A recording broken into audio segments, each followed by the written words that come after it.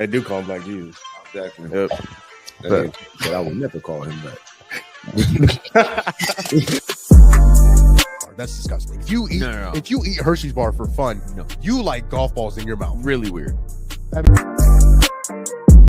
So, I'm a really simple guy when it comes to women. What is wrong with you? I ask myself that every day. I don't know what the hell happened from the series before to the series with the Celtics. It's my biggest conversation, and I hope we go viral with this one. Princess no frog. You're drunk. You should not be drinking. You should not be drinking this early in the day, bro. Buddy, I still got 30 minutes. I start drinking.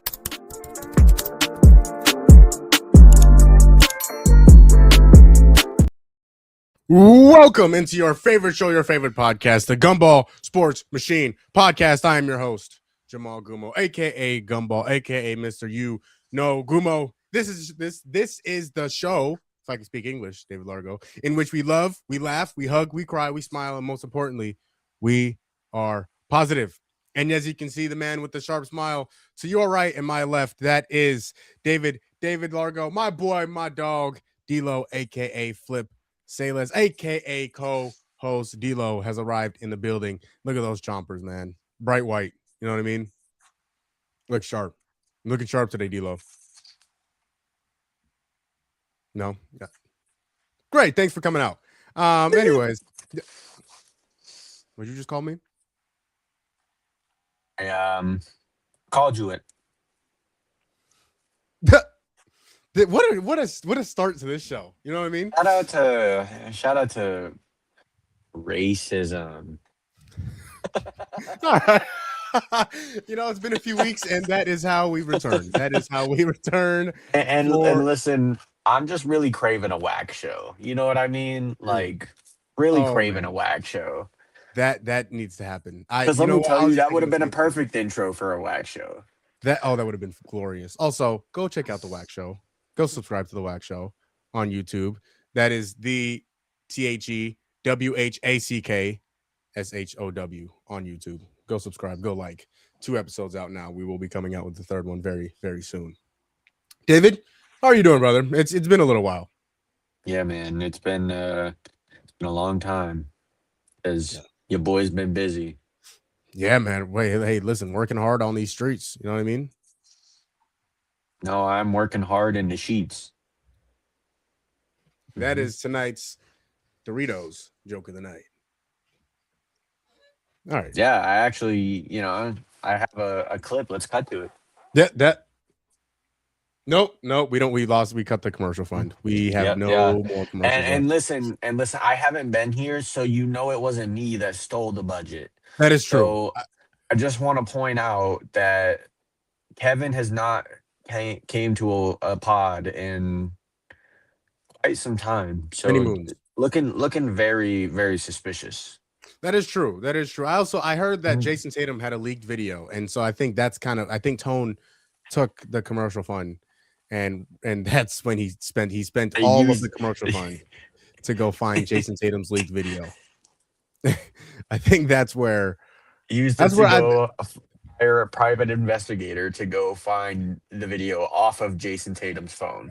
Yeah, off of Jason Tatum. Like, I think Tone currently has possession of Jason Tatum's phone. That is just that again. Those are only allegations. Those are not yet confirmed.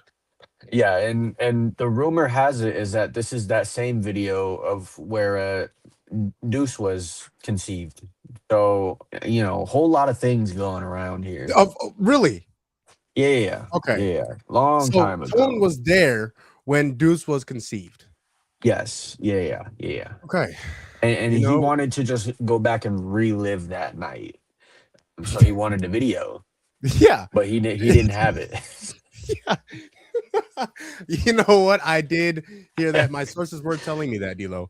My sources were telling me that. And now, unfortunately, the regular season is over, which means it's probably over for the rest of the league outside of the Celtics. Yeah, man. And hey, shout out to Tatum, Yeah. Hey, you know what? Hey, you got to work. You got to do what you got to do. You know what I mean? And, well, I think we're really good at that. Yeah, we'll leave it at that. Really leave good it at that. And we'll save the rest of the Whack Show. Okay, DLO. I'm not sure if you're aware, but the NBA season has come to a close. The regular season of the NBA 2025-2026 has come to a close. The big news that came out today, the Milwaukee Bucks have released Doc Rivers, or he departed from Doc Rivers, whatever the case is, whatever the terminology was. DLO, you know how these situations work. Doc Rivers is a legend coach, so maybe the Bucks wanted to fire him, but they didn't want to look bad, so it looks like Doc Rivers walked away or whatever the case is. But moral of the story is Doc Rivers will no longer be the head coach of the Milwaukee Bucks. That was rough. That was rough. It was, and it was. That was bad, D-Lo. You know what? And I'm glad that you didn't say anything about it. I'm glad that we just kind of left it at that. Thank you. Yeah, I wasn't gonna say it as long as you didn't say it, but since you said it, I'll just agree with what you said. It's a good point. That's a good point. That's usually how we roll here on GSM. But D-Lo, your reaction to Doc Rivers getting fired?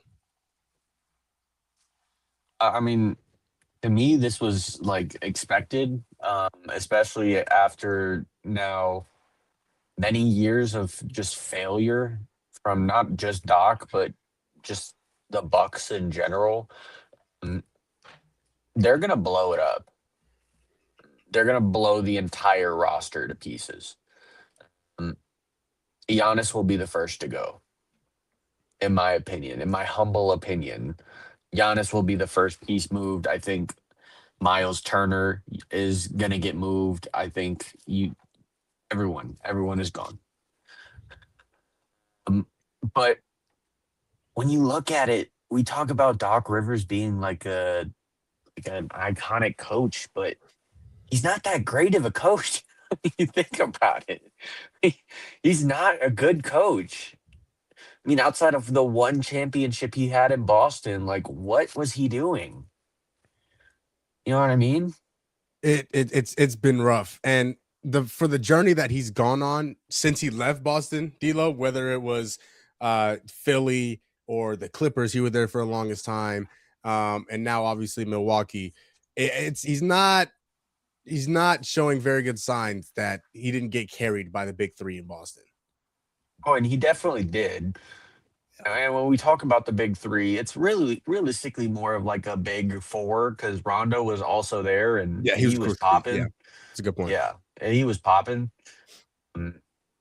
So, I mean, it's just like when you think about it, he's just not good as a coach. Like he's not a good coach. I don't know why people keep hiring him. He's not a good coach. Solely based off of that one season, D-Lo. Yeah, solely based off of reputation, Doc Rivers is finding head coaching jobs. Yep. And I'll tell you this, D-Lo. This was a shock to absolutely nobody. Doc Rivers getting fired from the Milwaukee Bucks surprised zero people in this entire world.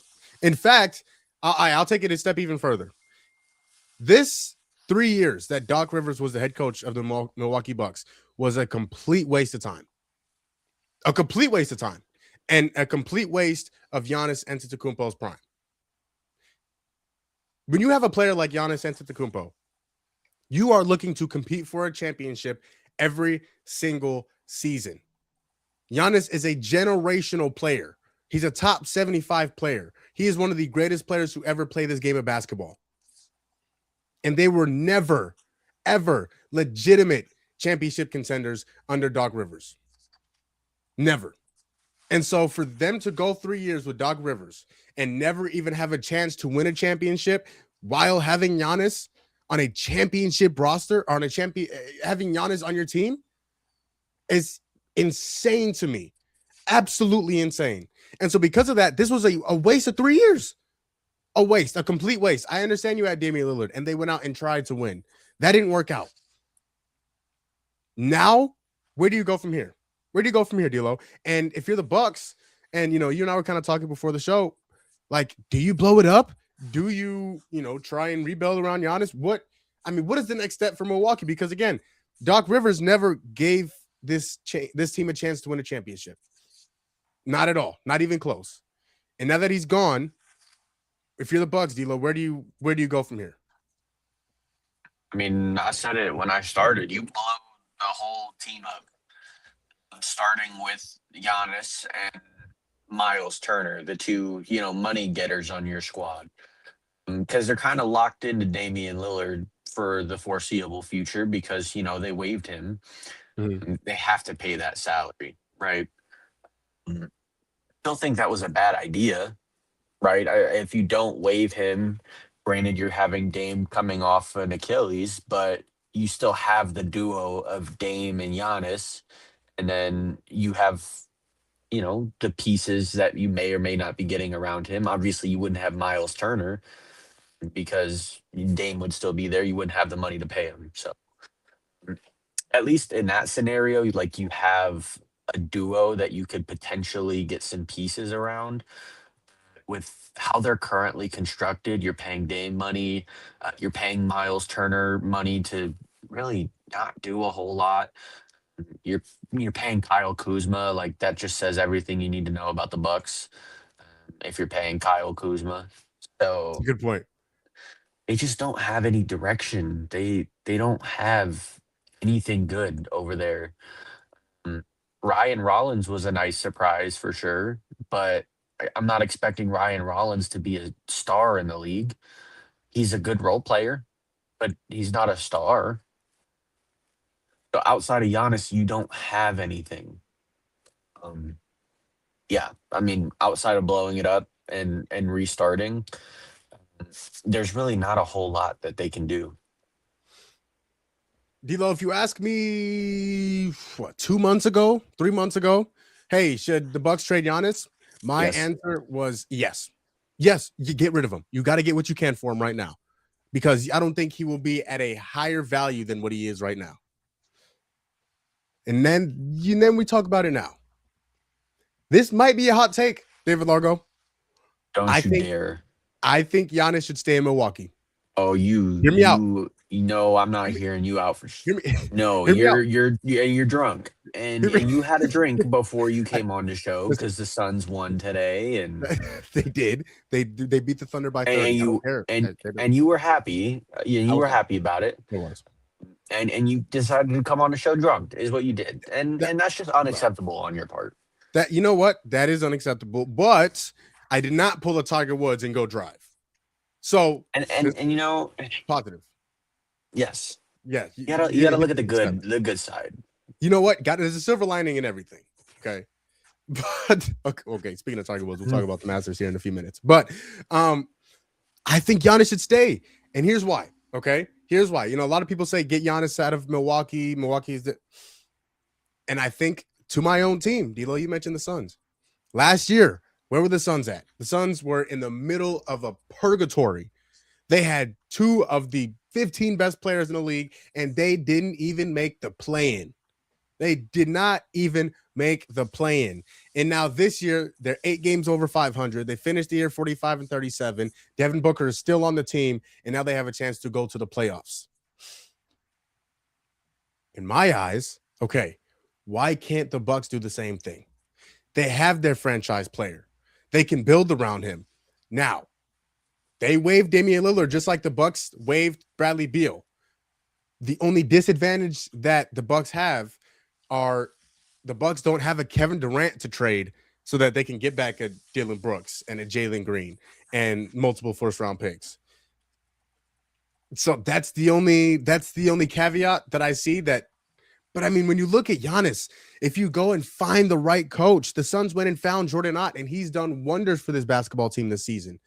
If the Bucks can go find the right coach to pair with Giannis, and if they build around Giannis, they bring in the right guys around Giannis. You bring in a legitimate playmaking pass first point guard, 1 or maybe 2, and then you surround him with 3 and D guys, a bunch of guys that can spread the floor, knock down threes on a consistent basis, and take some pressure off of Giannis when he's in the game, because so that these other teams can't build the wall to defend him.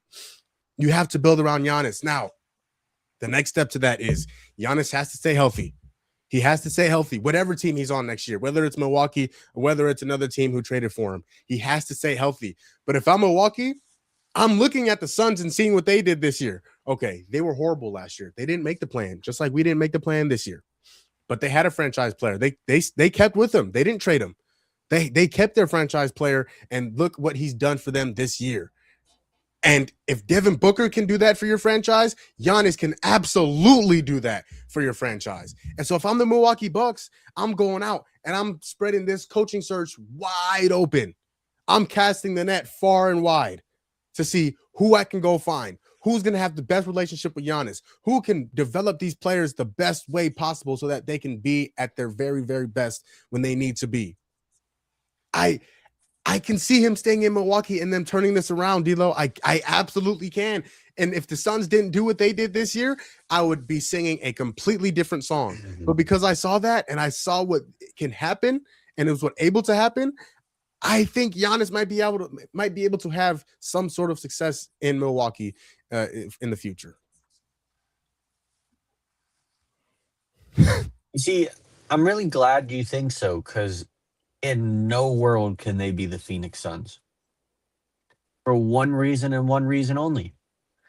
They don't have a Kevin Durant to trade to go get these pieces to help you build a roster. That's a big one. Miles Turner's value is at an all-time low.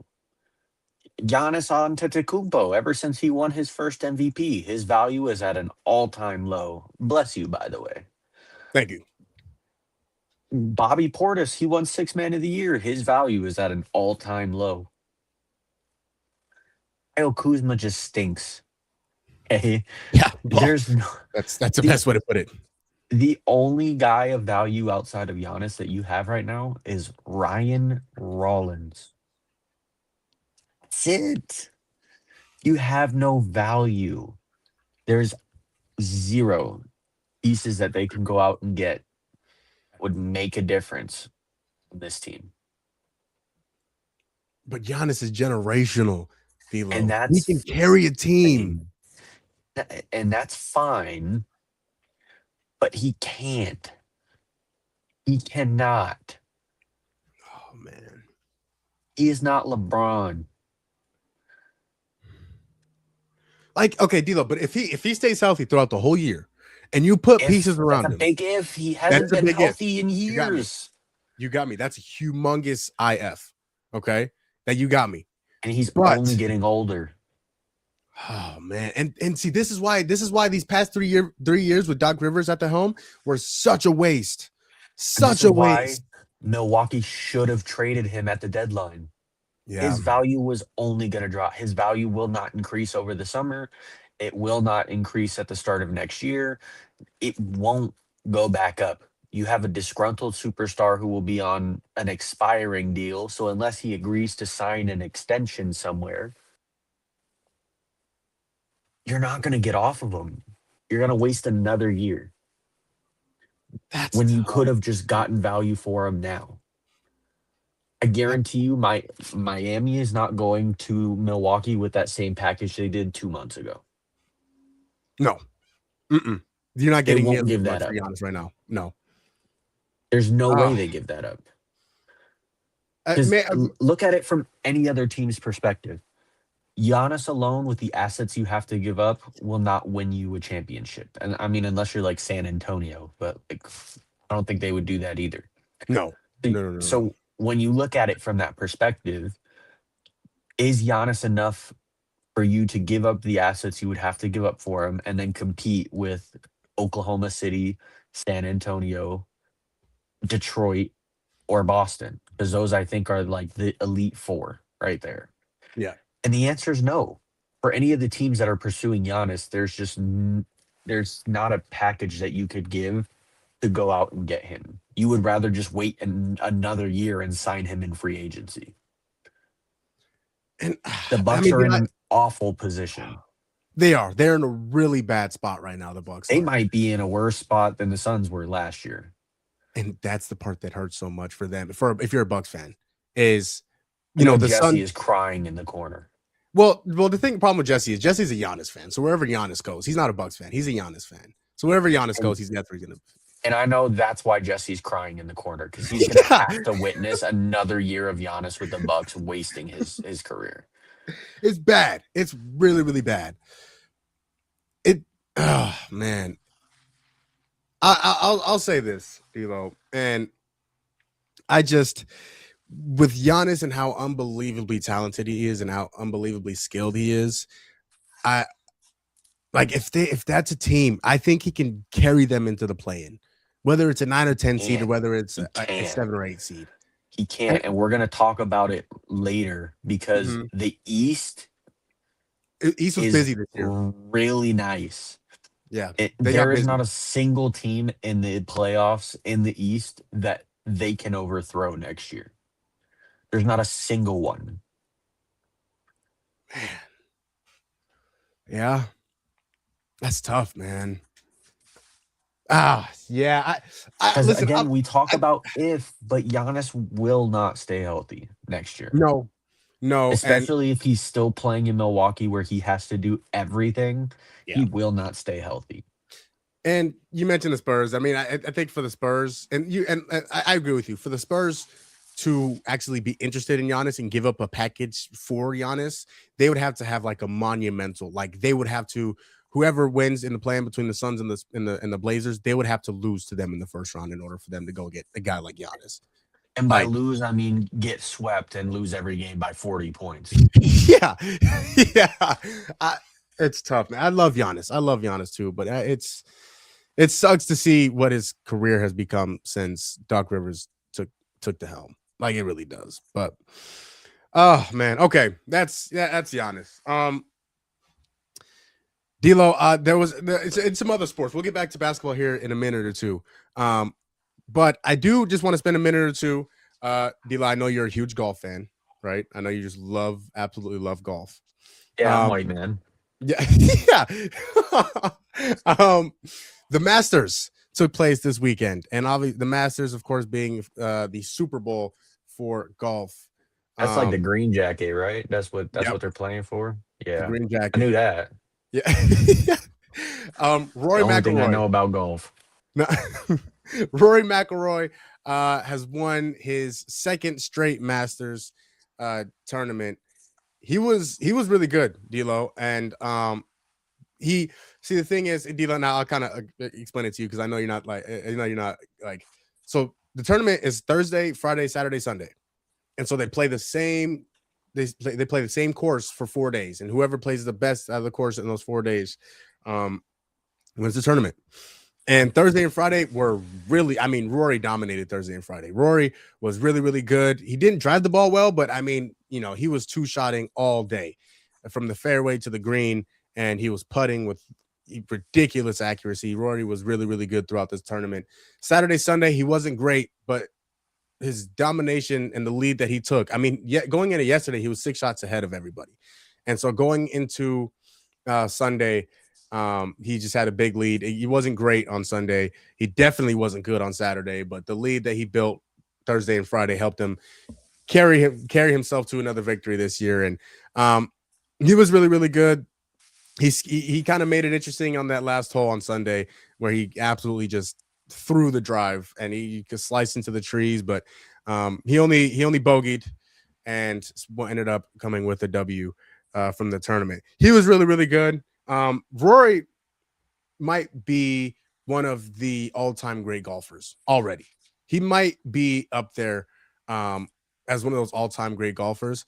And he just because of for how long he's been able to do it. Like he's been doing this for so long at such an elite level that he might be up there. No, he's not up there with Tiger Woods and Jack Nicklaus and Phil Mickelson, and he's not up there with those top legend guys. But he's kind of in those. He's probably somewhere in between 15 and 20 in terms of all-time greatest golfers. So he's had a really, really, really good few years. Scottie Scheffler almost made history. He came in on Sunday down 11 shots and ended up in second place. I believe at 11 under or 10 under. So Scottie Scheffler, he won it the year before Rory won it in 2024. So he was really good. Scottie and Rory are probably the two best golfers in the world right now. Scottie Scheffler and Rory McIlroy. So again, it's kind of their table and it's their land right now. It's their world, and so it's up for somebody to take it. Bryson DeChambeau looked horrible. He triple bogeyed on I think his third hole on Thursday, and then just didn't even make the cut for the weekend. So he was horrible. I know a few people picked him to actually win the tournament, which was a really bad look. But I mean, moral of the story is Roy McIlroy. He kind of put himself into that elite category. He's one of now 4 people to ever win back-to-back Masters. There's Jack Nicklaus, Tiger Woods, Nick Faldo, and now Roy McIlroy, who has won back-to-back Masters and has kind of cemented himself in the all-time great conversation in terms of golfing. So, love the Masters. We don't talk about golf on here. I think that might have been the first time we've ever talked about golf. So, did want to spend a minute or two on that. And we'll spend another minute or two on a different sport as well. D-Lo, we'll go to baseball. My favorite sport, baseball. The season has began, and we are just about 15, 16 games into the season so far. And I've loved it. I've watched so much baseball, D-Lo. It's been absolutely fantastic. Here's some of my takeaways from the baseball season so far. The Dodgers look terrifying, right? As kind of we all assumed. The Dodgers look absolutely great. But it's not from who you would expect it. It's not from the Ohtanis. Ohtani has not started the season off very hot. It's not from the Freddie Freemans, who also has not started off very hot, or the Mookie Betts of the world. Kyle Tucker has been okay. To be fair, Mookie was pretty trash to start last, but never mind. Yeah, Mookie Betts was pretty horrible. Yeah, he's been pretty bad. The best player on the Dodgers right now, D-Lo, and I didn't think I'd be saying this. He also made probably the biggest play in the playoffs last year in that Game 7 World Series is Andy Pages. Right now, Andy Pages would probably be the National League MVP. That's how good he's hitting the ball right now. And, of course, we know how good he is defensively. He has been the best hitter in baseball through the first 2 weeks of the season. He has been fantastic for this team.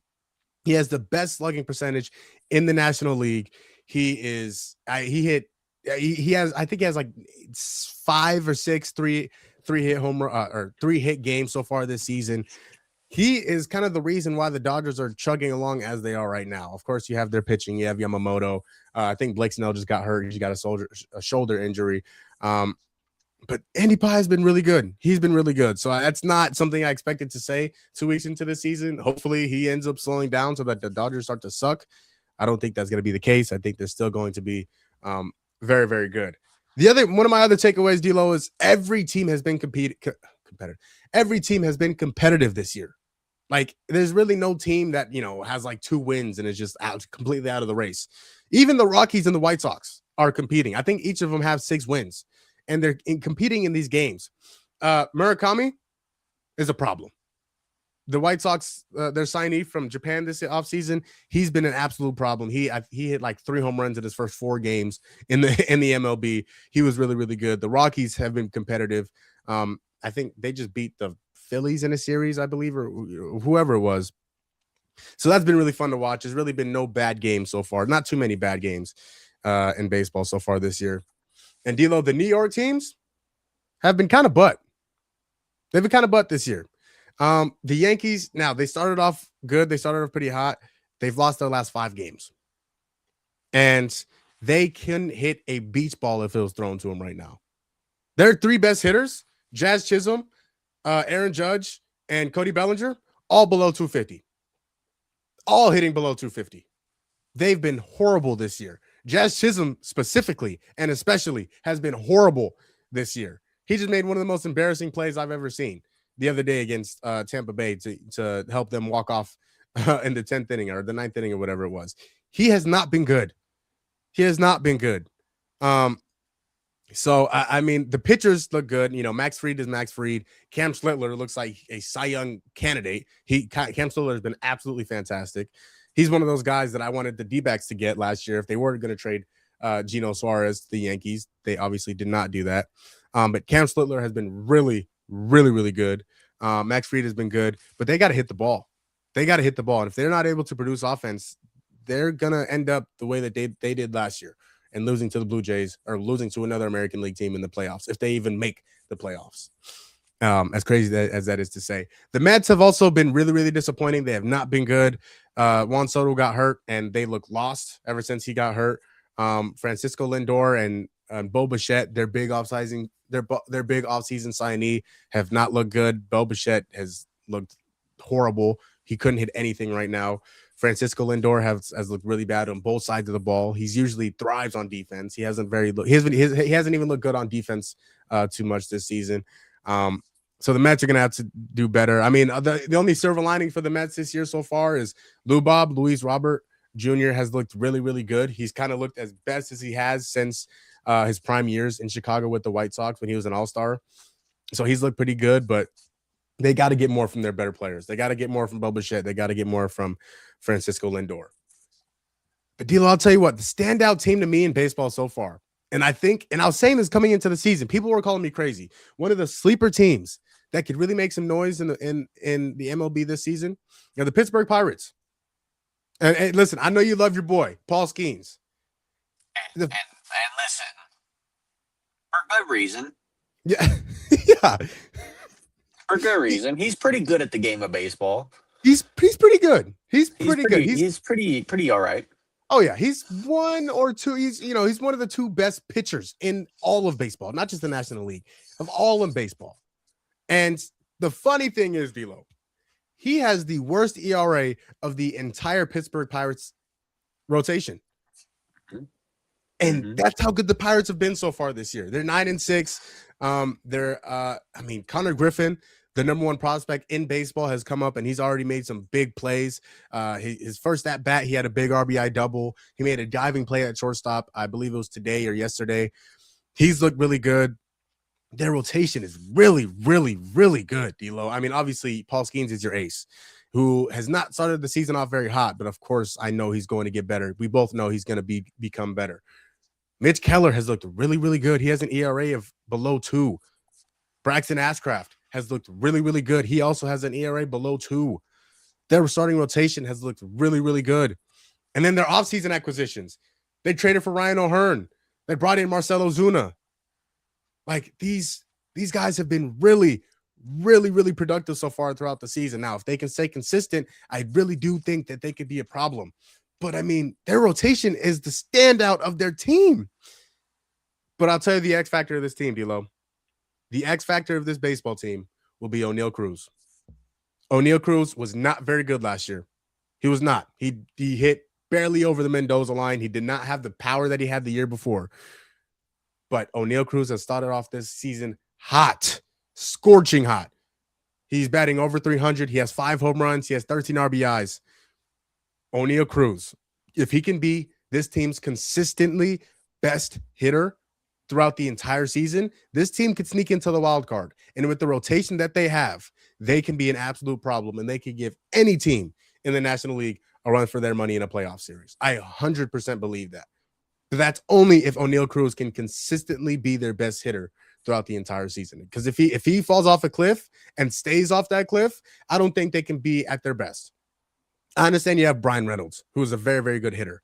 I understand you have Henry Davis and Marcell Ozuna, of course, again, who you brought in this year, and Ryan O'Hearn, who you brought in this year. O'Neal Cruz has to be your best hitter. He has to be your most consistent hitter. If he's not, Pirates won't make it too far. So that is Gumball baseball. What do you think? Gumball baseball. Yeah, man. Yeah. But I'm glad I could add some flavor into baseball section. Sorry for yapping a little bit too much there, but yeah. D'Lo, if you could just, I'll take it from here when it comes and that's cool. Yeah, I'll let you take over. I was speaking a little too much, out of turn. I'm sorry. Yeah, if you could just speak more, if you could speak less next time, that'd be cool. Yeah, my bad. No, of course, D'Lo, I know you're still learning baseball. You're still getting accustomed to the baseball season, the baseball life. So it's okay, D'Lo. And can we talk about how the D-backs has 17 put up on them? I don't want to talk about that, D'Lo. I thought that was unnecessary. I thought that was rude that you would even bring that up, and I thought that was not nice. And you know what? And you know what? My fault. That is and that's my bad. Yep. But it is. Since that game, I think they've lost only 2 games. They've been really good since they got their what's whooped. Oh yeah, so, woke them up. Yeah, and they needed it. They needed it. Yep. Yeah, that was. I turned that game off once they scored like 10 runs in the 4th inning or whatever it was. Usually, I watch every game through and through, but that one I turned off a little early. And good thing you did, because it Yeah. ended 17-2. So it was not a competitive game. No, James McCann, the catcher, was pitching at the end of the game, so that was ugly. That was ugly, but they've looked good ever since. The rotation has looked good. Eduardo Rodriguez has looked fantastic. Corbin Carroll got nicked up the other day, but then came back and absolutely, he just came back like he never left. So I need Ketel Marte to start turning it on. I think I need him to start kicking it into gear, and I need Jerry to also kick it into gear. I need those two guys to start showing up and doing what they've been doing over the past few years, and I think they need to swap places in the lineup. I don't think Ketel Marte should be leading off, and I think Jerry should be leading off, because the way that Jerry is hitting, he's hitting as if he is a 3-hole hitter. He's swinging at a lot more pitches. He's not seeing as many pitches, and he's taking a whole bunch of daddy hacks. That's not Jerry's game. He's a small ball guy. You get on base, and Ketel Marte, you let him take all the daddy hacks, and you let him hit all the home runs. And right now, they're trying to fill each other's spots. Those are not the roles they play. So. All right, that's baseball, DLO. All right, I'm done. My trap is shut. My trap is shut. I think it's good you to talk about what you're passionate in. Oh man, you know it, man. I love baseball more than a lot of things in this world. Probably breathing. You know what I mean? More than life itself, yeah. More than life itself. I love. And for those of you that don't know, baseball was Jamal's first sport. Was not basketball, which is where I know him from. Yeah. It's funny. I don't know how much like the viewers will understand this, but I was talking to our boy BBF, John Holiday, the other day. And and I was like, you know what? I didn't think about it, D-Lo, and I don't even know if I've told you this, but when we were in high school, obviously, a little side story. When we were in high school, and you were there from your freshman year. You got to high school, the high school we went to from your freshman year. I didn't get there until my sophomore year. And I was talking to John, and I didn't think about it until that conversation. Well, I was talking to John and Kevin. I just don't, Kevin, a lot of the things he says, I try to forget. Kevin, you filter Kevin what he says out of the equation. Yeah. He not a lot of crazy things come out of that guy's mouth sometimes. Yeah. But Kevin was there too, and Kevin was on the phone too. And I was talking to John, and I was like, you know what? I didn't think about it until then. You and John were like the first friends that I made when I went to our high school. Like that, you guys were like the first like people I really got cool with. So, I mean, when I say this, I mean it as humbly as possible. We're just really cool guys, 100%. 100%. Great minds think alike, D-Lo. And then, you know what? Also, maybe this is a little preview for the WAC show. We were talking about the WAC show in that same conversation when me and John and Kevin were talking. Oh, you better hide your ball. That was my ride, dude. Jesus. I just missed my ride. After you. It's crazy. Yeah. I have 4 stars on me as we speak. So, Kevin, a lot of the things that he says are, not safe for work. I'd probably the way I'd put it. And what did I say at the top of the episode? Huh. Racism. Oh, well, you know what? He does say a lot of things like that, but he was more saying sort of sides of, how do I say this and not get canceled? Yeah, here we go. You know what I'm saying? The other thing that he jokes about. Yes. Yeah, says a lot of those things. Yay. All right. You might have to cut that. All right, edit that out. But that is yes, that is accurate, my friend David Largo. So hold on. That was my fault. Good. That was my fault. And it was good, but that's my bad. I gotta say that for the WAC show. But yeah. And speaking of which, and John came out and said, he was like, you know what? This is what we need to do. Me, and I'm speaking to John. He said, me, D-Lo, you, and Kevin, we all need to go on the WAC show and have an intervention for Kevin. And we do. Yeah. And we do. We do. And the thing is that I don't think it should just be the 3 of us, because I think the person with the biggest beef with Kev is Uncle Tone. That's true. That's a great point there, David Largo. Uncle Tone has the most beef with Kev. Yeah, that's a good point. That's it's funny because they root for the same football team. Well, I mean, I guess the basketball teams are kind of rivals, but yeah, I think that's true. And you know what? I think it'd be good for me, you, Tone, John, and and Kevin to try and have an intervention. And it's like, hey, Kev, you know what? Yeah. Sometimes you just need to shut that trap of yours. You know what I mean? And listen, this time we got to make sure that he does not have food on his plate because the last Yeah. time we got him on, Because it looked like he went to the New China buffet and went, "Give me everything you have." You know what I mean? Like, hey, we want to talk about some unfilterable things that should not be said. Imagine the things he said to me after. oh boy, oh boy, He was not happy, Kevin should be arrested for those things he said. and he should. Yeah, And he should. That and sent to. All right, let's move on. Yeah, Alcatraz, where he should be sent for the things that he said. No, don't even put him in Alcatraz. Just put him in the ocean, in the middle. But In a crocodile infested ocean. Yeah, just put him there. All right, DLO. All right, I guess we have to get back to talking about sports. Yeah. Well, we'll do a wax show one of these days. You know how much we love those wax shows. So again, go subscribe to the wax show on YouTube and on every social media platform. DLO, the NBA season has come to a close. Okay, as we've mentioned a few times, which means I don't know when it's going to happen, but sometime I believe between now and when the play-in starts, the voting will take place for the NBA MVP award.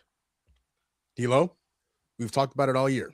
The season has now officially come to a close, and the voting will happen for the MVP. If you have a vote, David Largo, your vote for the NBA MVP Most Valuable Player Award is. And to me, this is not the most exciting award that's going to be given out this year. There is another award that I'm actually more excited to see what happens with. Oh, and that's probably a good thing because we should probably go back and look at our picks that we made at the start of the season and see how accurate. And I have those, were because we were not accurate at all with. We weren't even close. We were not even close. Well, you were a lot closer than I was. I mean, I have a feeling that your MVP guess is going to be exactly who I think it is, and who I think that you picked to start the year. But no, if I had a vote, my vote would go to SGA. The Thunder are the best team in the league, and they haven't had Jada essentially all season. He hasn't played remotely enough games to be considered like a functional part of the team this year. And they still won the most games in the NBA. He's averaging so many points. So many points on elite efficiency. I think I saw a stat the other day that this is the most efficient mid-range like field goal percentage season that we've ever seen from an NBA player. Like that's how efficient he is. And listen, I know that everyone wants to see someone new every year.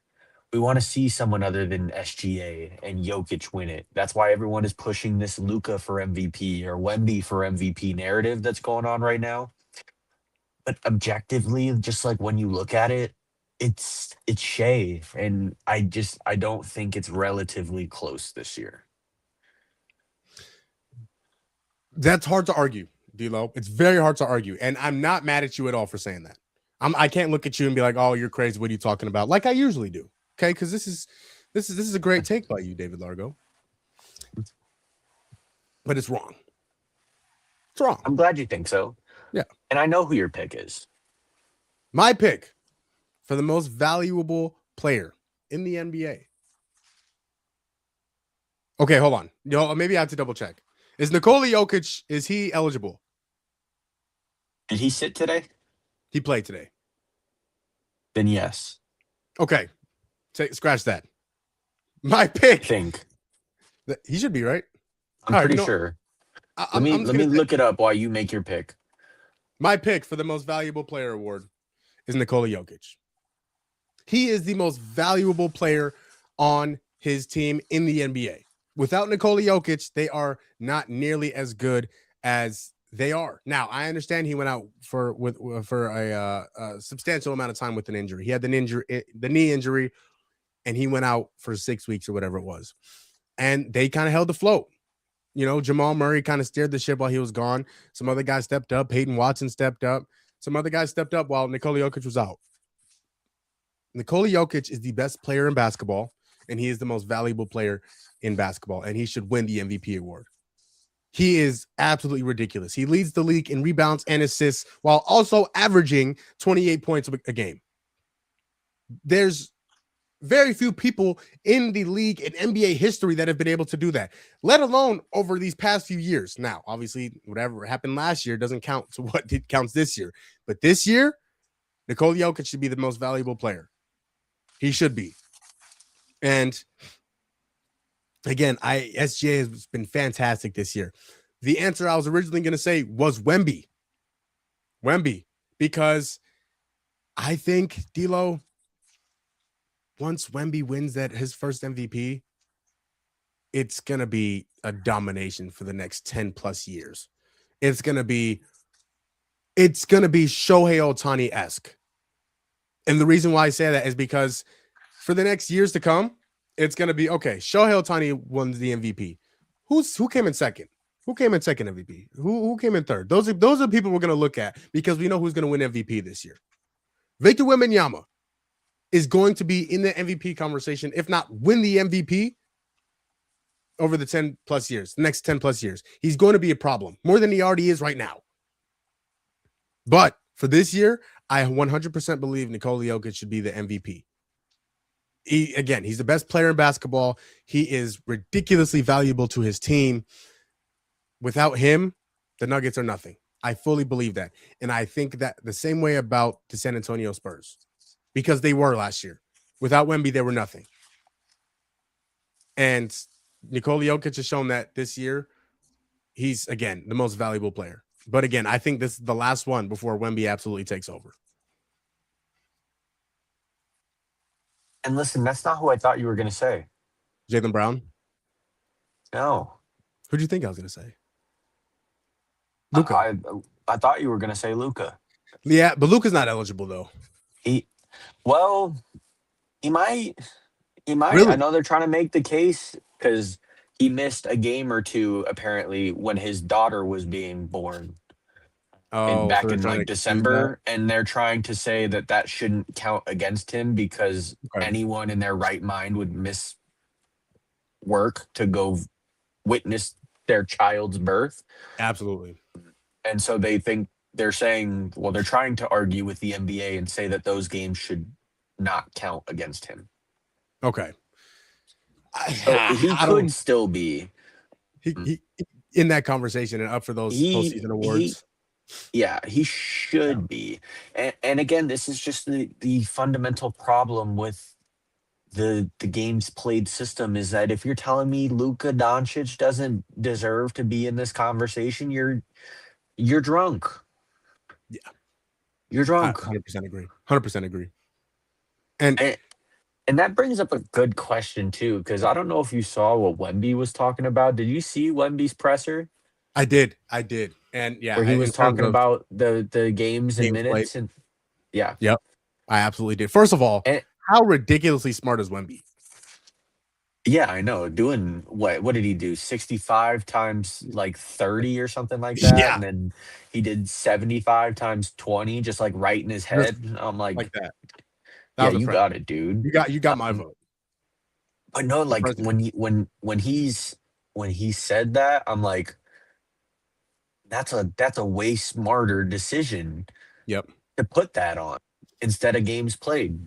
Because when you think about it, at the end of the day, a lot of these superstars are playing 35 to 40 minutes a game. So realistically, they should hit that minute goal. Even Wemby on a minutes restriction, he would hit that goal, right? And if he missed time, which he did this year, he would still be eligible if he played enough minutes. I think that's a much better point than the games played because games played is just so injury dependent. Yeah. Whereas like with load management, you not only are you sitting game like players, but you're also probably having them on a minute restriction, which would lessen that chance. Yeah. So I feel like in that case, it makes a lot more sense. And shout out to Wemby for being just this really swell and smart guy. By the way, Dude. And you know what? And if there is going to be a guy that dominates the league for the next 10, 15, 20 years, I'd want it to be Wemby.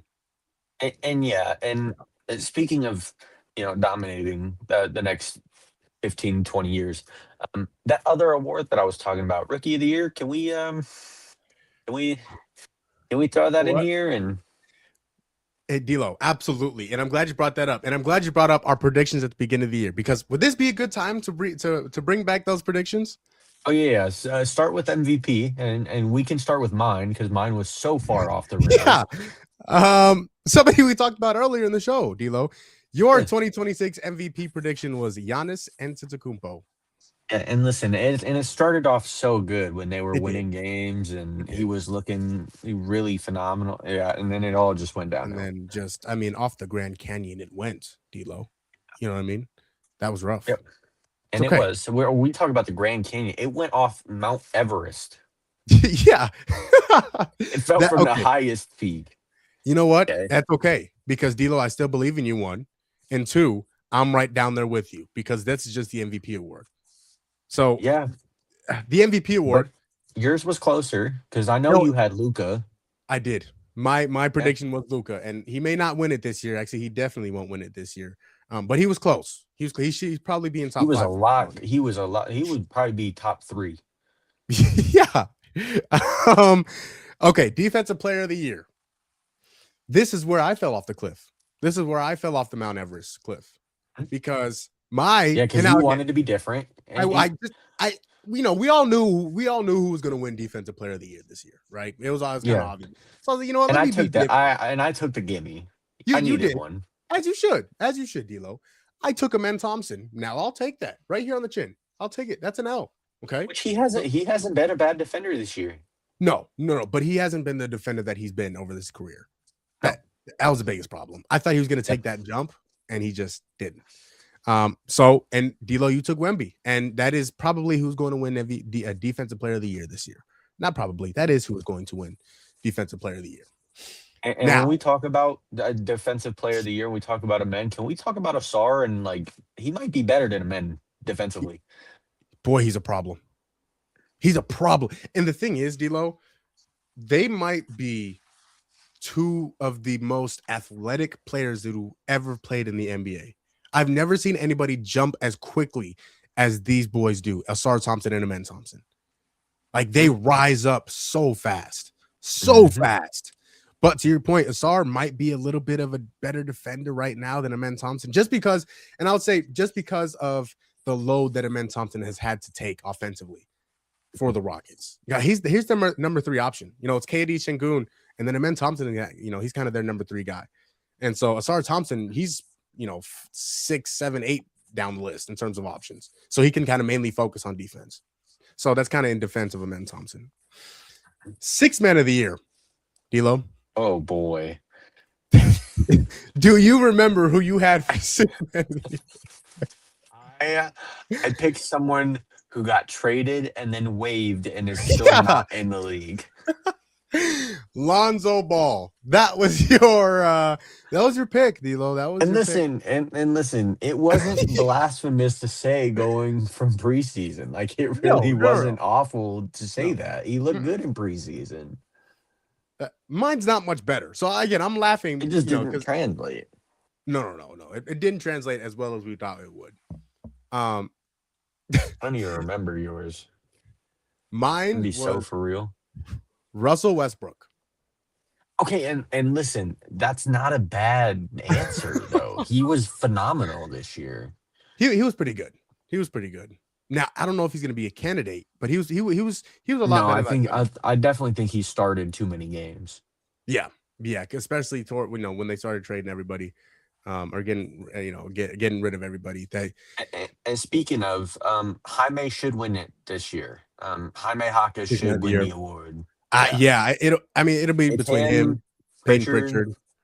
Shout out to Now, Colin Gillespie. as much as I would love for him to be in that conversation, Although I he think kind he of fell started off. too much. He also did start a lot of games. He kind of fell off towards the end of the season, which kind of made me a little sad. But Shout out to Colin Gillespie. shout out, Don't Colin say Gillespie. Boy, and I got a message for you later in the day, boy. Stay tuned. Stay tuned. All right, coach of the year. Do you remember who you had? I think I had. Did I have Ime? You absolutely did have Ime. You had I Ime thought I Udoka. did. You had Ime Udoka, who could absolutely win it. Now, he may not be a candidate because there are probably some other candidates that are a little bit ahead of him. But it's not a bad pick. Do you remember who I had? This is a rough one. I thought they were going to be a lot better this year. I don't remember. Jamal Mosley, coach for the Magic. Yeah, and we did think that they were going to be a lot better than they were. But they definitely picked it up towards the end of the year, and I think they're in a good spot going into, playoffs. Yeah, I think if they can or play in, as I should say. We'll get to that later, but because they'll be at Philadelphia. And looking at this award is between two teams, and it's between San Antonio and Detroit. Really? You don't Did think Joe we Mazzulla? expect? Did we expect Detroit to come in and get the number 1 seed this year? No, we didn't. No, we didn't. Mm-mm. Did we also expect them to win the most games in the East? No. Mm-mm. And be a top 3 team in the NBA record wise? Like I didn't think so. But I think you could also say the same thing about Joe Mazzulla, though. You can, but listen, when you think about it, JB Bickerstaff and you have Mitch Johnson. Both we thought, well, Detroit we kind of knew would be in a better position just because of the playoff series that they had last year. They took the Knicks to 7 and they made the Eastern Conference Finals that year. Right. Last year. And then Mitch Johnson and the Spurs, we thought that they were going to be 1 year away. I know I predicted them to be closer to the play-in 6, 7, 8 range, right? Right. And so the fact that they're 2 and they're 3 games behind the Thunder for the best record in the NBA. Unbelievable. I do tend to agree with but you. But I understand the Joe Mazzulla. I just don't like the Celtics. So That's fair. I'm not going to say that he's in there. Yeah, I don't like the Celtics very much either, as you know. But I do like Joe Mazzulla. I think he's a fantastic. I think he's a phenomenal coach. I do think those are going to be the 3 candidates, though. He's not even better than Eric Spoelstra. Well. Listen, Eric Spoelstra has outcoached him multiple times. And that's all I'm going to say, and I'm going to leave it at that. All right, let's move on. Yeah. Okay, last one. Now, this, I don't know if you're, I think you might be able to. Most improved player. I was way off. I don't even remember who I picked for this category. Your pick for most improved player was Kel'el Ware. And it's not a bad pick. No, not at all. He was really, really good this year. He was really good this year. Well, when Spo didn't have him in a doghouse, he was really good this year. He stood out this year. He definitely took that jump. Not winning most improved, sadly. No. But now this award, I do think Colin Gillespie can win. I think so too, but I don't think he does. No, I don't think he will either. I think he'll be a candidate. I don't think he wins. He'll be a candidate. I don't think he wins it. I think that there is this guy and he plays on that's right, Tyrese Maxey. Most improved? Boy, the jump that he's made. Most improved? Yes. Oh, man. Okay. Well, that's tough. You don't think so? But he was already so good. And he was, and he got that. That's tough. And Jamal almost averaged 30 this year. But he was already so good, D'Lo. I don't know if he'll be able to win it because he was already really, really, really good. No, I think you're underestimating. Oh man, He averaged 28 this year, Jamal. did he? What did he average last year? 26. Yeah, see, like, But he's also more efficient, and he's now the primary ball handler. And yeah. when you do it, all things considered, he should be in the conversation. That's interesting. Okay, that's. But then again, it's just like there's not a whole like I can't think of another player off the top of my head. No, I mean, Keon Ellis maybe could be in that conversation. Don't know. Yeah, it's not a very long list. It's not a very long list. No, it's not a very long list. And what are the odds of winning this award? Like who is who's first? favored? That's a good point. Let's go look at that. Most improved player. Dylan Brooks. Oh, that's a good one. Keontae, Keontae. Yeah, Keontae. Keontae George. Yeah. Yeah, that's another good one. AJ Mitchell was really good this year. Yeah. But he didn't play enough games. I don't think Dylan Brooks didn't play. Dylan Brooks didn't play enough. Mm-mm. Ryan Rollins. That could be a good one. Nikhil Alexander-Walker. That's another good one. Yeah, that's probably who's going to win it. Denny. Dang. Jalen Duren. Did Denny play enough games? Yeah. He did? Pretty sure. That's tough. That's tough, man. Yeah, Jalen Duren. Yeah, I wouldn't be mad if Jalen Duren won it. I wouldn't be mad if Danny Avdija won it. Yeah, Colin Gillespie, Jalen Johnson. Jalen Johnson, that's another good one. Hey, D'Lo, can we hold on real quick? Whoever that guy is on the Celtics, Queta. Oh yeah, Keita. Yeah, Keita or yeah. Keita, or however you say his name, Naheem Yeah. Keita. Yeah, I mean he was pretty good. That's okay. There's some more names on that list than I thought. Then I thought, yeah. Now looking at it, real quick, D'Lo, we can spend like a minute or two.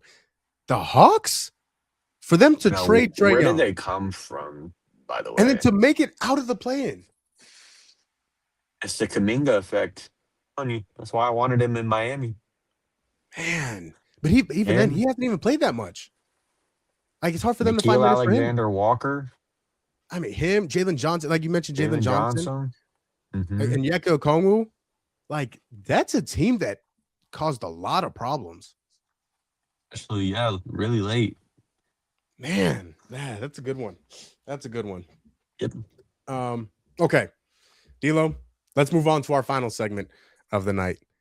Once again, we are recapping the NBA season and looking ahead. Whoa, we missed one. Did we miss one? Oh, Rookie of the Year. I'm sorry, you brought up Rookie of the Year. The best award that's going to be, and it is it Con Knuckle or is it Cooper Flag? And you know what they're saying about Cooper Flag, right? There's 50 stars, but only one flag.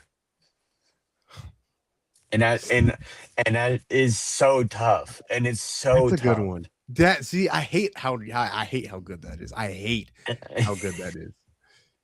Because they don't deserve him. They don't deserve him after. No, they trading don't. Luka. No, they don't. And listen, that's what the Bucks should do. And that's what the Bucks should have done. They should have traded Giannis at the deadline, and then they would have had AJ DeMansta, first overall pick. Now look at him.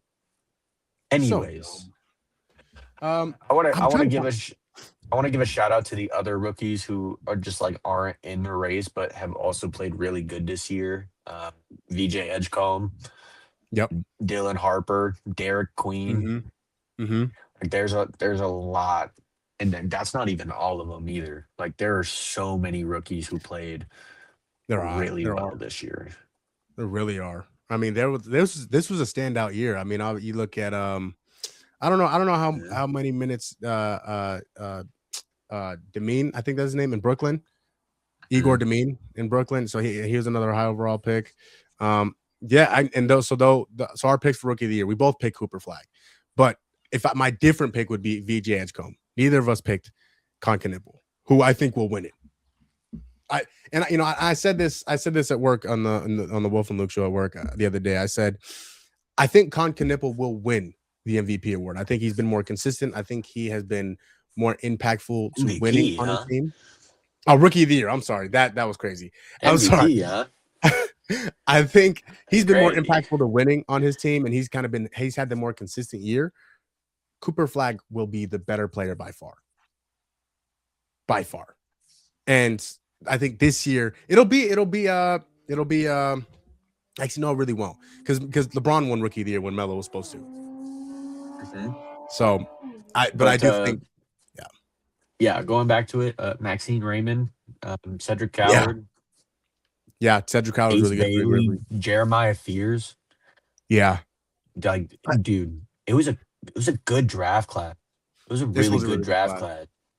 But I'm gonna go in a different direction than you and say that Concanipple will not win rookie of the year, and neither will Cooper Flag. They will both be holding that trophy. Okay? They will give a co-rookie of the year. I'm not mad at that. If there was any year for them to give a co-rookie of the year, because they have done it before, it would be this year. Concanipple has finished number 1 in 3-point baskets made in the NBA. Led the league this year as a rookie. And not only that, has opened up the floor for both LaMelo and Brandon Miller, who, by the way, have been awesome this year. Both took huge jumps. Both took huge. LaMelo Ball is slowly becoming one of my favorite players in the league. Yeah, he has a way with the basketball that not a whole people have. Absolutely.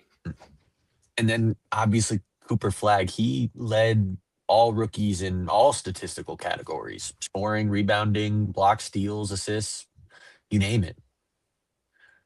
So, and then obviously Concanipple and the Hornets will be in the play-in. They will probably make the second game. We're going to talk about that later. I think that this is a co-rookie of the year. If they were ever going to give it out, it has to be this year. They have both just played too good for them to not do it, I guess. Yeah. And the other thing is that especially as of late, because Cooper Flag started really slow, but he's peaked so much higher than Concanipple has. I mean, he has a 50-point game. He has 2 48+ point games. He had ridiculous. Back-to-back where he had like 96 points over 2 games. Yeah. As a rookie, as a teenager. As a rookie. He just turned 19. That's insane. So I think that rookie of the year just fits. Yeah. It does. I like it. That's probably what I'd rather happen too. They both deserve it. They both earned it. They've both earned it. And so for them both to get that recognition would be pretty cool. Especially being teammates in college. Mm-hmm. Yeah, that'd be pretty cool. I mean, you could throw come on Malowatch in there. Like a little trio rookie of the year. Listen, I'm just kind of disappointed with him. I thought he was gonna come in and just take over at least that backup role. Yeah. Immediately, and he just kind of hasn't. No, and I will say though, I'm not mad at it. I'm really not, because I'm glad that he didn't have to do it, because also Iguodala took that year 2 jump. Like, he has been integral to this basketball team. He played all 82. He's been a very, very good backup when Mark Williams was healthy. When Mark Williams got hurt for those few weeks, he stepped in and he played some really, really good basketball. He's supremely athletic. He can finish at the rim. He can defend the rim to an extent. He's only 6'9", but he's supremely athletic. So he's able to time his jumps pretty good. But I'm kind of glad Malowatch didn't have to do that. I think Rasheer Fleming was probably the better rookie of the two on the Suns this year. But yeah, I think, you guys like to troll me for I think the Suns have a pretty bright future with those guys. I think Rasheer Fleming and Kamal Malawach can be the future for the Phoenix Suns, especially if Devin Booker continues to play the way he is in his prime. And I think the thing with me is that when he has been on the floor, he hasn't been eye popping. That's a good one. And considering where Derek Queen was 4 picks later, and you could have had him instead. Yeah. But we came into like this pick knowing that this was going to be a project. Like he wasn't BA ready. So it's just kind of hard to determine, but just based off of it, like no, he just hasn't looked good when he's even on the floor. You know what I mean? He's had moments. But it's nothing sustainable that he's had. Now, hey, the other night when they played the Mavericks, hey, Cooper tried to rise up on him. Man said, "No, sir." Sent it back to Duke. Sent that ball back to Duke, and then stared at him afterwards. And that's cool and all, but Cooper, I guarantee you, had double digits in multiple statistical categories that night. Stand by. No, because you want to play with my dog. That's okay. Hold on, man. What you got for me, dog? Because I think man, that was his first start, and he had a double-double. Or no, he didn't have a double-double. I think he had like 12 rebounds or something like that. Hold on. Don't even trip. Hold on, real quick, before we get to this playing talk, because you wanna play on my dog name. Cooper had 11 points, 4 of 18, and he did have 11 rebounds, but. Oh, double digits. Here we go. He had 4 of 18. Exactly what I said. Yep, that's all right. That's okay. What I said. Yeah, man had 14 rebounds. Yeah, take that, sucker. Mm-hmm. Yep. Hold that with the green beans and your cabbage, and you took. I know, like it was fine, but you just said you sent him all the way back to Duke. Like that was just really disrespectful. Two-handed it. To a co-rookie of the year. Two-handed it. I like them apples. All right. Yeah. All right, DLO, our final segment of the day. We are looking ahead to the postseason, which means the playoffs have not started just yet. But before that will be the play-in. Now, DLO, I did not tell you about this. Okay. I haven't told you about this.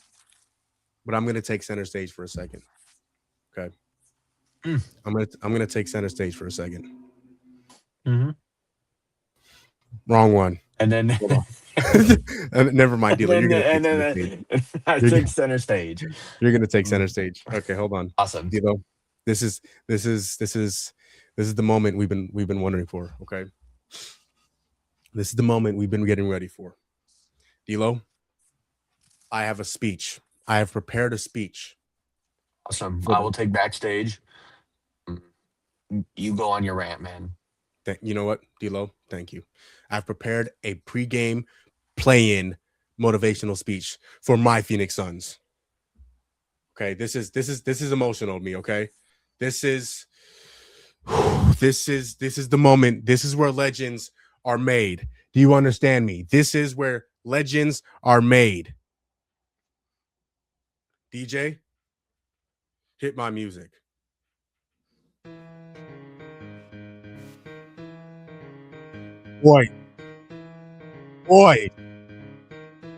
Boys, the time has come. The time has come. This is the moment that nobody thought you'd be in. Nobody. Everybody doubted you. But you all have been training since last summer. Last summer. You ended the season, you didn't even make the play-in. You had 2 of the top 15 best players in the world. And you didn't make the play-in. Everybody was doubting you. Everybody said the Suns are done for multiple seasons. The time is now, boys. You got one game. At home. In Phoenix. At the crib. All the things that people were saying about you in the offseason. After blowing up the roster. Trading Kevin Durant. Releasing Bradley Beal. Firing Mike Budenholzer. Parting ways with James Jones. You know what the people were saying? I know you saw it. Oh, the Suns won't be good for years. The Suns won't need it. They won't need Devin Booker. Trade Devin Booker. They won't be playing in the playoffs anytime soon. Let them talk about you. Just keep grinding. Let them doubt you. Just keep working. You've had times this season when you've been playing the best basketball in the NBA. You've also had times this season where you've played some of the worst basketball in the NBA. All that is done. And through all that, you stuck together. You stuck together, so now you got to stay together. You got to get closer than you've ever been. You got to get back in that mode. Book, be the best author you can be. Dylan, be the meanest villain you can be. Jalen Green, you remember when the Rockets couldn't wait to get rid of you? They couldn't wait you to get off their team. Hey, Colin Gillespie, remember when they weren't calling you an NBA player after you went undrafted? Jordan Goodwin, we're not asking you to be Michael Jordan. Don't be Michael Jordan. Just be Goody. Mark Williams, forget what anybody believes. Make sure you believe that you are that guy.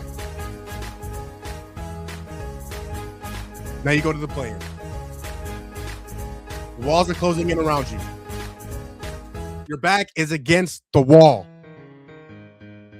And a very, very wise man once told me, when your back is against the wall, you break that mother down. It's time, boys. Wake up. Get to it. And go shut all the haters up, all the doubters up. You go win.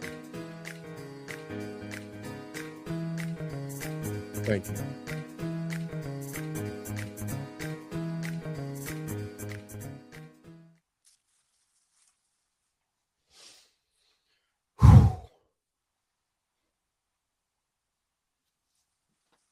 Crying. Mm-hmm. D-Lo, do you feel inspired? No, I don't. But I'm not a Suns fan, so that wasn't meant for me, you know? That's true. Ouch, by the way. Ouch. That's supposed to What? be inspiring. That didn't make you feel like, you know what, I'm not a Suns fan. But now I am. Now I'm ready to go run through a wall. Give me a wall to run through. Break that motherfucker down. No, I didn't. No. All right, well, that's going to close out the show. I'm going to go cry. No. Okay. No. Speaking of which, D-Lo, the Suns are in the play-in tournament. They play on Tuesday. We'll get to that game last. Okay, that was my pre-playoff speech for the Phoenix Suns. Okay, look, might be corny, might be cringy. You might be looking at me and say, hey, can this stupid idiot with the WrestleMania shirt and the red do-rag shut his mouth? But Which who is- cares? This is GSM. What's that stand for? Gumball Sports Machine. Preach, David Largo. Preach. Thank you, brother. All right, let's talk about the plan. Let's talk about the plan, D-Lo. It's time to talk about the postseason. Now, the first matchup in the East, we got the 8 seed Orlando Magic traveling to the city of brotherly love, Philadelphia, to take on the 76ers. What are you looking for in this matchup, D-Lo? Health. That's a good one. Health. Who's playing in Philly? Who's playing? I think they spin the wheel of guys who Yeah, play. and I will say Paul George has looked absolutely fantastic coming back from the suspension. yes, sir. Is it enough? And my answer is no. Joel Embiid isn't playing, and who knows if the other guys will play. I can't trust them. And for that reason, I'm going to take the Magic. I think the Magic win the first play-in game, even though neither of these teams really want to win this play-in game, because I feel like you would rather have Detroit over Boston, unfortunately. But when it all comes down to it, I think Orlando will win this game. I think Paulo and Franz will do their thing like they did in the playoffs last year. I think this is where they turn it up, and I think we get to finally see what this unit can do, and why they went out and got Desmond Bain in the first place. So that's my prediction. I think Orlando comes out on. I'm going the other direction, D'Lo. I'm going to take Philly. Wow. I'm going to take Philly. I really, and you mentioned him earlier in the show, D'Lo, Tyrese Maxey. He's a problem. He's a problem. And I think he's going to cause a huge problem for the Magic. And I think he will be the biggest reason why Philadelphia keeps the 7th seed and will take on the Boston Celtics in the first round of the NBA playoffs. Tyrese Maxey has been able to take his game to a completely another level with Paul George and Joel Embiid being out of the lineup as much as they have been this year. He's been able to prove that he can be a number one. He can score at the ability of a number one player on a team. And because of that, I don't think the Magic have anybody that can guard him. I love Jalen Suggs. I think he's a great player, and I think he's a great defender. He can't hold Tyrese Maxey. And I think Paul George will do just enough. I think Kelly Oubre will do just enough in order for them to win that game and take on the Boston Celtics in the first round of the playoffs. Now, I know Joel Embiid is going through this appendicitis. Hopefully, he's back within the next week or two so that he can actually face the Celtics if they do win this game this week. But I love the way that Tyrese Maxey is playing. He's been able to step up his game in the playoffs whenever they do make the playoffs. And they do have Paul George, who has been able to sometimes show that he can play in the playoffs and has also shown that he can be horrible in the playoffs. But with that being said, taking Philly in that game. But he's got a new theme song. Paul George? Mm-hmm. Does he have a new theme song? What's his new theme song?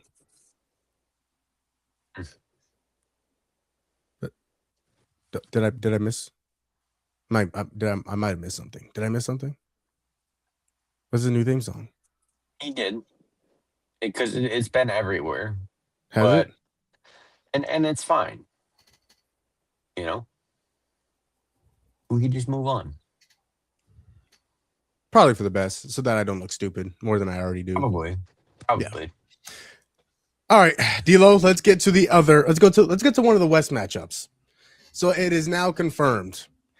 The Golden State Warriors will be traveling to La La Land, not to take on the Los Angeles Lakers, but to take on the Los Angeles Clippers in the Intuit Dome. Kawhi Leonard has probably had the best regular season of his entire career. And Steph Curry just came back and has showed up and has showed out. D'Lo, the 10 seed Warriors at the 9 seed Clippers. What you looking for?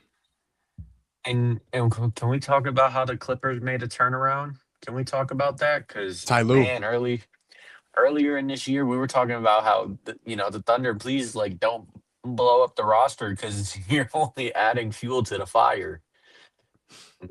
Because guess who owns their pick? The Clippers. Oh, the Thunder. Glad that they turned it around. Yeah. With that said, the Warriors are going to win this game. Not because I think they're going to win this game, just because I need them to make the playoffs so that Miami can have a higher pick.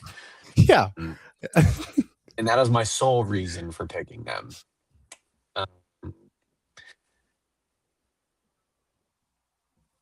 don't know. I don't know if the Clippers have enough.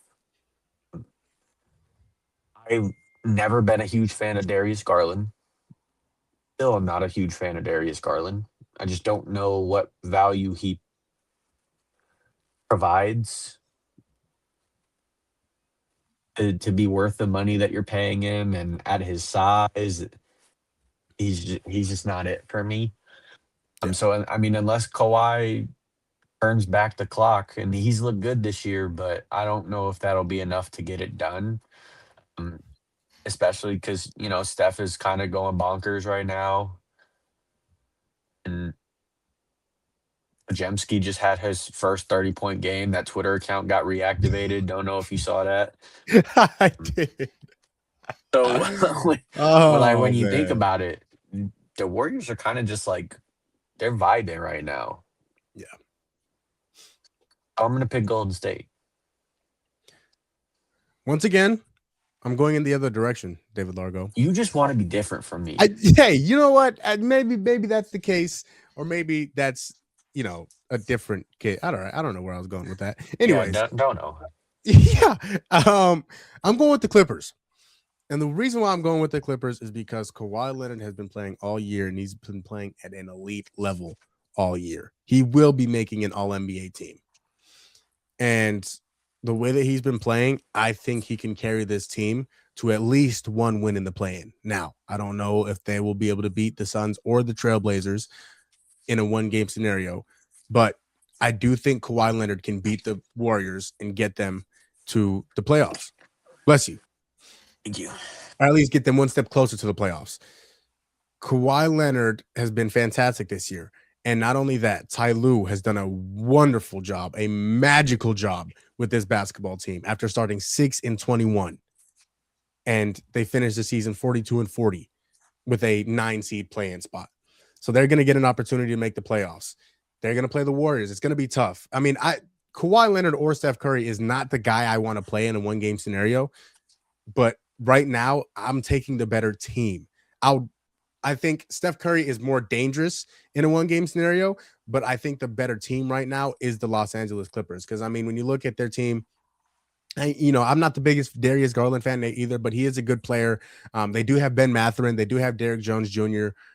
They do have some pieces that can help them win a game. Bojan Bogdanovic, they have him as well. Another guy who can go, make some plays. John Collins, Brook Lopez.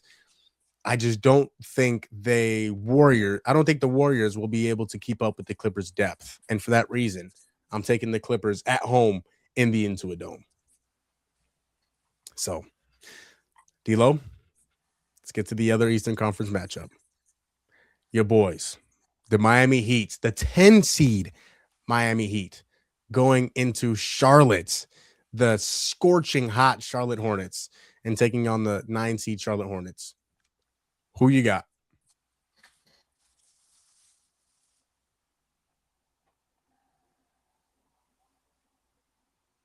This is it, man. This is where my happy streak ends. We've been called the play-in kings for so many years now. Yep. So much, in fact, that everyone in the league is convinced that the play-in runs through Miami. It won't happen again. Charlotte wins this game. I think they win it pretty handily. And when you look at it, I don't know what went wrong with Miami.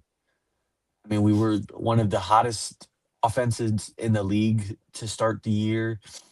And then Tyler came back and it slowed down a little bit. And then, everybody got hurt.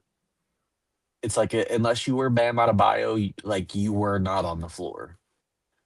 And we just never recovered. We were never the same.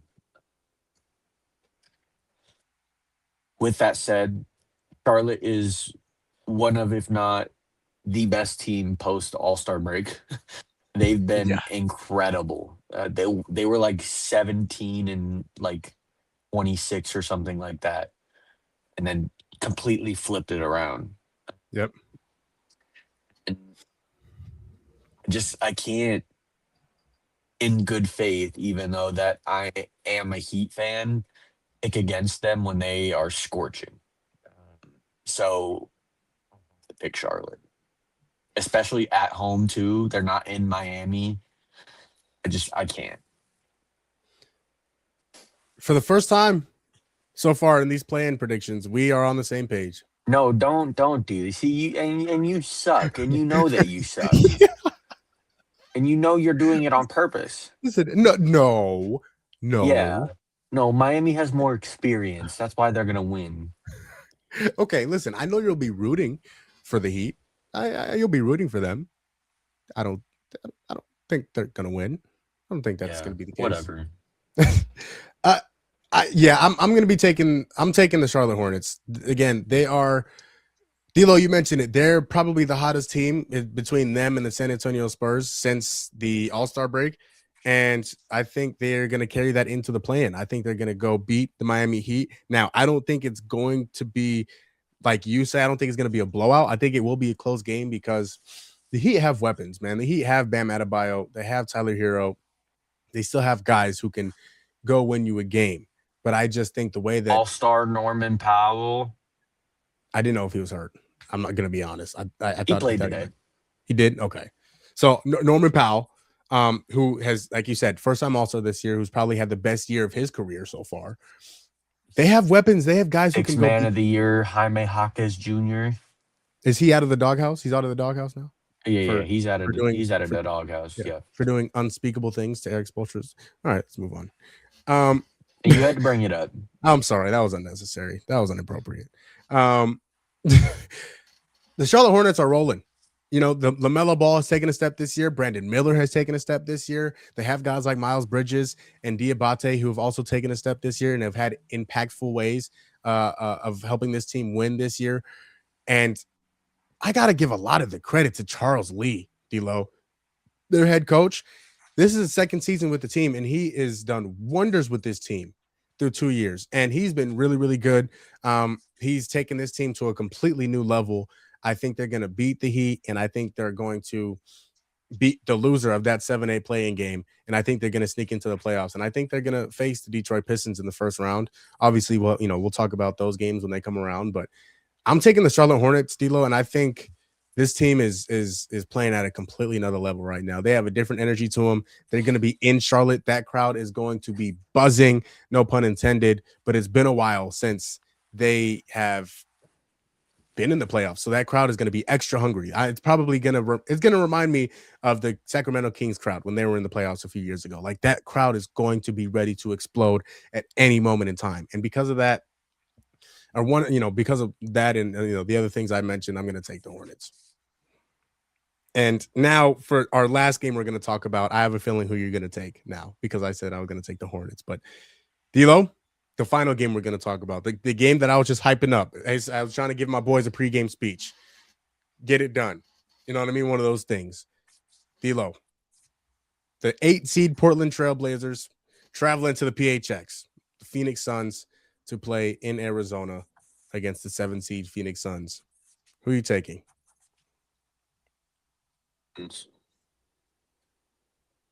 Sorry. Just one more time, D'Lo. One more time. No. Was that you said you're taking the Phoenix Suns? You said the Phoenix Suns? Okay. It's okay. I'll take it. You don't have to say it. You can just nod your head. What a beautiful sight that is, isn't it, D'Lo? That's it though. No explanation. No.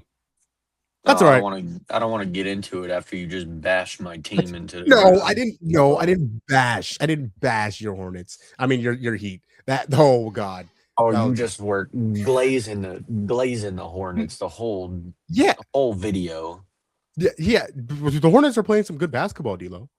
Yeah, I understand that, but like you could at least pick opposite like you had been, and then we could agree on the last game, and it could have been a heartfelt moment. Well, I don't like to lie. D'Lo, lying is a sin. Yeah, well, I just lied and said I'd pick the Suns, but here we are. I made you happy. See, there you go. Yep. Hey, God don't like liars. You know what I mean?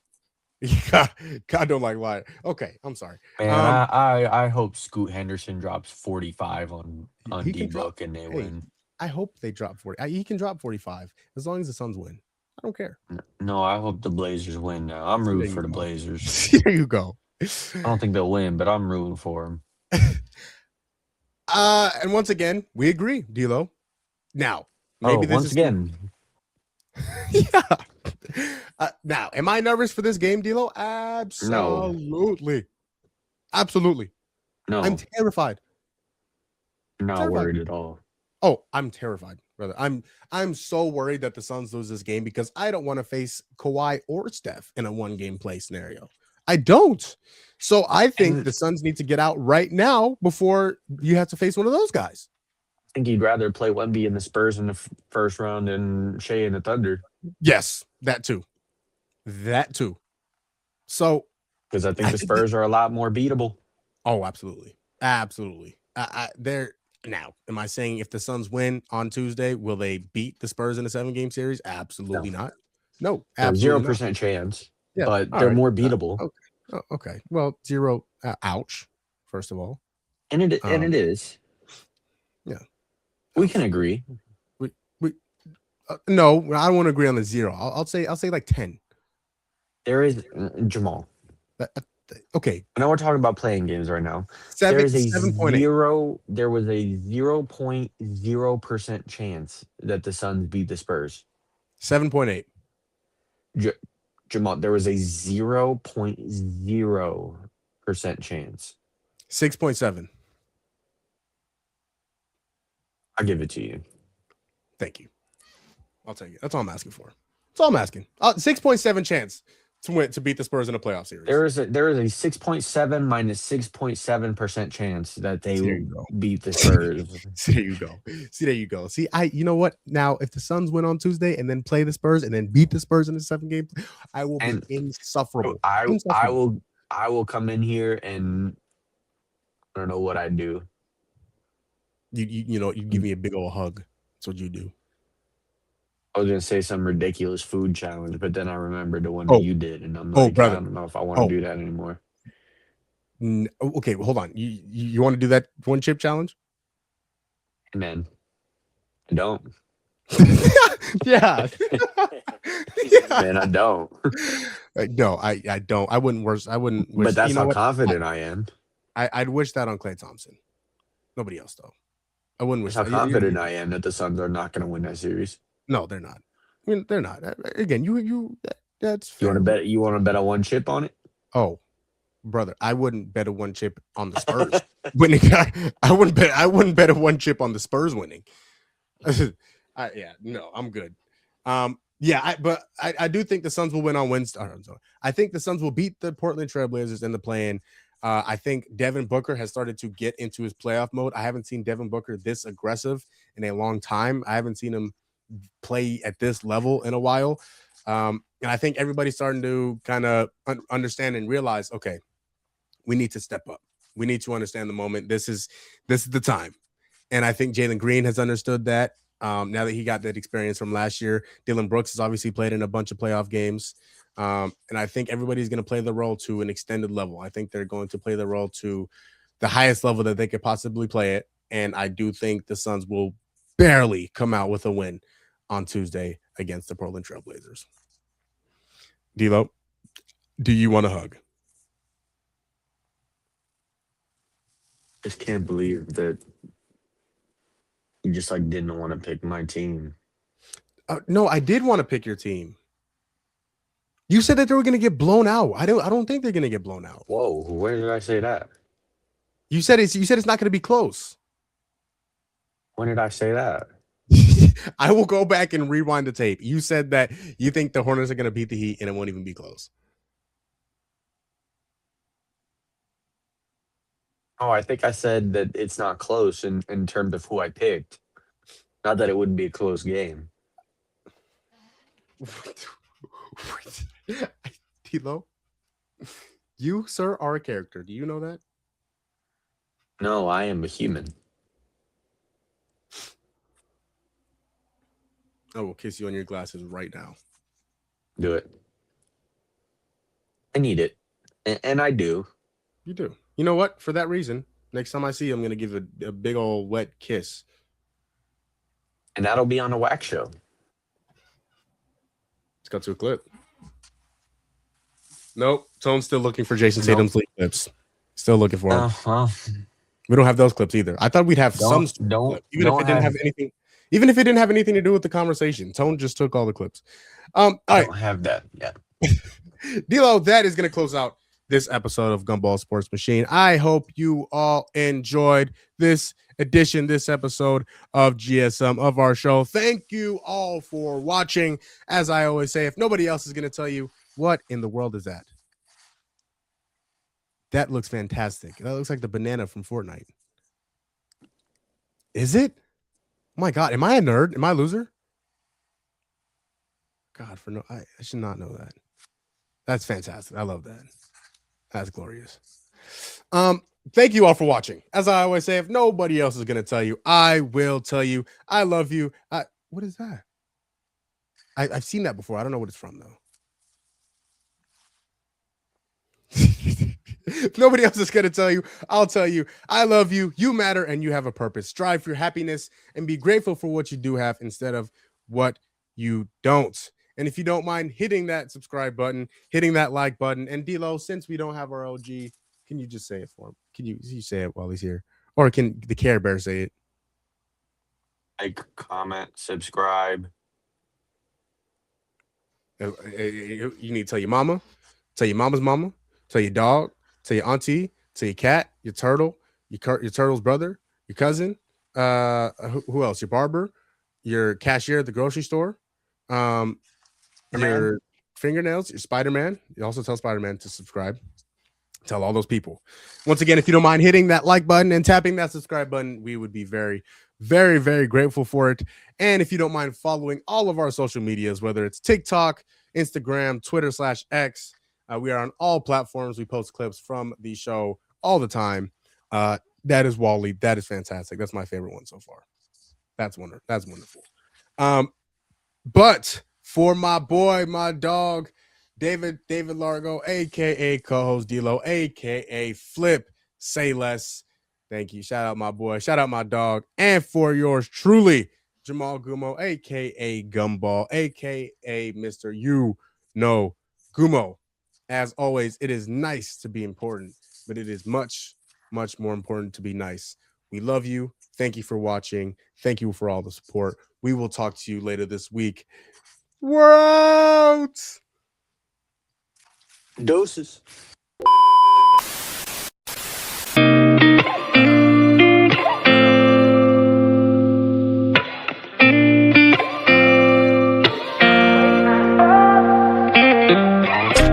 Gotta find my way to